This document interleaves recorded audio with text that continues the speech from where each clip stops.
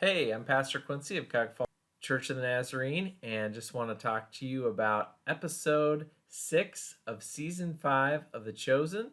Chosen is a free TV series about the life of Jesus. Season 5 takes place during Holy Week, that last week of Jesus' life on earth, leading up to the moment of betrayal. So, episode 6 provides us with the institution of the communion meal. Amazing to see that acted out in front of us by the amazing actors that are part of The Chosen. You can find this scene, of course, in all the Gospels, but in Luke chapter 22, verses 15 through 20, is the primary focus here as we read Jesus giving his disciples the bread and the cup as part of the Passover festival, but instituting the festival of the New Kingdom to remind them of the giving of his body and his blood. Interesting moment where we can see Judas debating whether or not he should drink of that cup, something he should be taking seriously given the decision that he's made. Jesus then proceeds to go into John chapter 15, verses 1 through 11, talking about himself as the vine, the disciples as the branches, with the repeated command to abide in him, reminding his disciples that their joy will turn to tears, but eventually his joy will be fulfilled in them. John chapter 13, verse 10, John chapter 13, verse 18 is also included here, and Jesus quotes from Psalm chapter 41, verse 9. And then we go back to John chapter 13, verses 21 through 30, and with an insertion of Matthew 26:24, when Jesus says, "The Son of Man will go as it is decreed about him, but woe to that man who betrays the Son of Man." Jesus, after all this, has to take a moment by himself, and the disciples are left devastated by the idea that one of them will betray him. And it's been obviously very emotional for Jesus and for Judas. Jesus knowing the decision that Judas has made, Judas moving ahead with his decision to betray Jesus. The whole scene here is fraught with emotion, fraught with a lot of meaningful moments of Jesus giving his whole self to his disciples, regardless of whether or not they deserve it. Something we're meant to internalize, think about, pray on as believers in Jesus. We then flash back to a Sanhedrin business meeting 8 months earlier. We see Nicodemus has returned to the Sanhedrin. He has a little awkward encounter with Shmuel, who's become the main opposition of Jesus, whereas Nicodemus is interested and sort of a believer in Jesus quietly. Shmuel then hears from Zebediah, his kind of think of administrative assistant, and Zebediah says Jesus has bedeviled the people. The belief is that Jesus has some sort of demonic hold over people. At this point, Nicodemus asks his servant Matthias to follow Jesus. Now, we've determined that Matthias is this mysterious person. It's important to note that if you look at Acts chapter 1, where Matthias is chosen to replace Judas, one of the things it said is that the person who replaces Judas has to have followed along with Jesus and seen some of the things that Jesus has done. So in choosing Matthias to be the servant of Nicodemus, the show reminds us that he's been following them and observing Jesus for a good period of time, so that whole scene in Acts can make sense for us when that eventually happens. Now, Mary's upset as she's confronted about this, as she's confronting Nicodemus and she's confronting Matthias, and we flash forward to that. She's asking what it is that Nicodemus has seen, what it is that Matthias has seen, and we see Matthew chapter 23, verses 27 through 28 quoted here as Nicodemus shares some of the most outrageous things Jesus has said about the Pharisees. And then there's a moment that I think has to give us chills as we hear that Matthias has seen the prophecies fulfilled. Isaiah 35, verses 5 through 6, Jesus is healing the blind, healing the lame, healing the mute, healing the deaf, healing the crippled. He's the one who's making things right. And then we hear the famous passage you hear every Christmas season: those who have wandered in darkness have seen a great light, and that's from Isaiah chapter 9. We also hear the prophecy about the person from Bethlehem. Micah chapter 5, verse 2. This ruler will come from Bethlehem. He will shepherd my people Israel. And we know that Jesus is the fulfillment of that prophecy. And Matthias and Nicodemus seem to have come to that conclusion. Matthias especially is a believer. And we go to a scene of Judas and Caiaphas. Judas comes to Caiaphas. They have this conversation. This is very well acted scene. You can see that both are wise men of the world, so to speak, and it's jarring to see Jesus discussed in such a businesslike manner. Judas is insistent that he's different than Caiaphas, but of course we see that Judas is trying to manipulate Jesus to do what he wants Jesus to do, just as much as Caiaphas is trying to manipulate Jesus to do what he wants him to do. Caiaphas wants Jesus to die.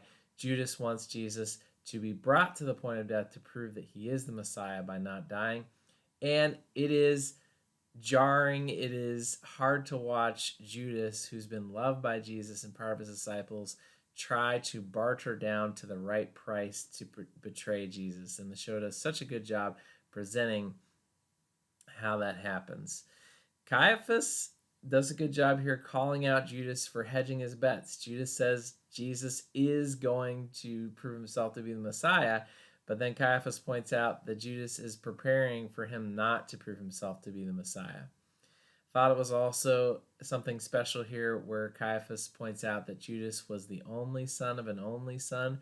I think we're meant to be reminded that Jesus, of course, is God's only son. These only sons, these only representatives of what the Father is about, they are conflicting here, and the son of the world, Judas, is conflicting against the son of heaven, and we'll see what the results of that are going to be. Now we go to the scene with Atticus and Rama's father, Cophny, where Atticus is pointing out how sloppy Cophny is and saying, look, if you're going to turn people against Jesus, do it in a methodical way and do it with our support and our help. Continue to spread your venom. It's interesting that Atticus points out how petty he's being and that it doesn't make any sense to do what he's doing, but he's willing to use it for his own purposes, which is to protect the interests of Rome over and over.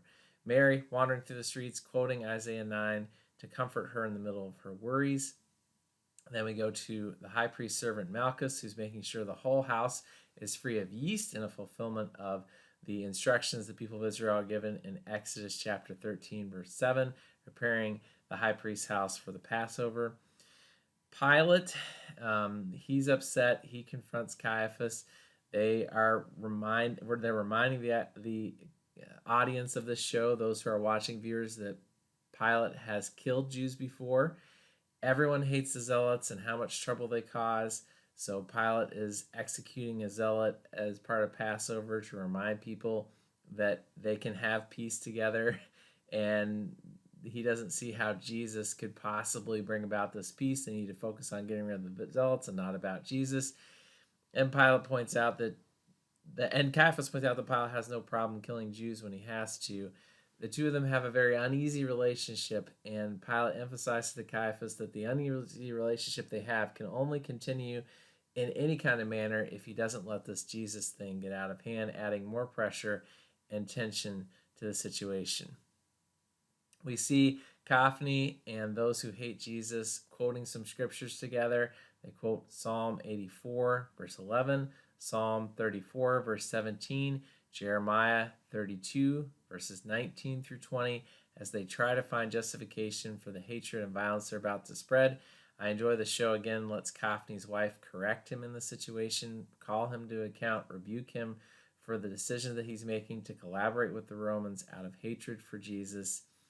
Then we have this interesting scene where Simon the Zealot sees Atticus and has a conversation with him and becomes aware that Barabbas, who was one of the zealots who let him go in Capernaum instead of trying to assassinate him, and a zealot who seemed to have some sort of understanding that Jesus might possibly be the Messiah, has been captured and is the one who is supposed to be killed at Passover. A lot swirling around here for both Barabbas and Simon the Zealot, as we know what's about to come for Barabbas. Interesting that Simon, again and again, when he describes what Jesus will do as the Messiah, says he could do this. You can see that Simon has a lot of doubt about, does he really understand what Jesus is going to do as the Messiah, and possibly that Jesus himself is the Messiah. I enjoy that the show brought that out. And there's a powerful scene where Atticus throws down two swords and says, hey, if you want these swords, you can take these swords.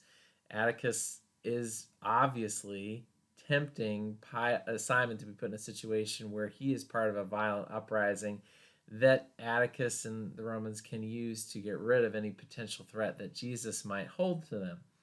And it's a scene where we should think about how the church sometimes, those who follow Jesus, are tempted to take up the weapons of the state, are tempted to use violence to accomplish their means. And we know Jesus is going to tell his disciples, especially Peter, put the sword away. Those who live by the sword die by the sword. And we know that the disciples of Jesus took that as a command that they shall not strike their enemies in anger. And for 300 years, we have no record of them doing that. They instead poured out their lives for others. And that's the call that eventually Simon the Zealot's going to accept. Then we go to a scene with Nicodemus trying to make sense of everything he's heard from Jesus in light of the scriptures. He's quoting Isaiah 61, verses 1 through 9. He's quoting Isaiah 53, the suffering servant passage, to see who it is that Jesus is all about. And then he has a conversation with Yusuf. Here's our first big connection between Joseph of Arimathea, that's who Yusuf is, and Nicodemus, as they try to understand how they can help Jesus without destroying their own influence and reputations, how they can use the reputation influence that they have to be of help and not to hurt the situation. And Nicodemus is reluctant, more reluctant than Yusuf, and he's just trying to figure out what will happen next. He's trying to understand from the scriptures the direction that Jesus will go. And we are invited as viewers of the show to ask those same questions. What will Jesus do to bring about the will of God in the story and in our lives?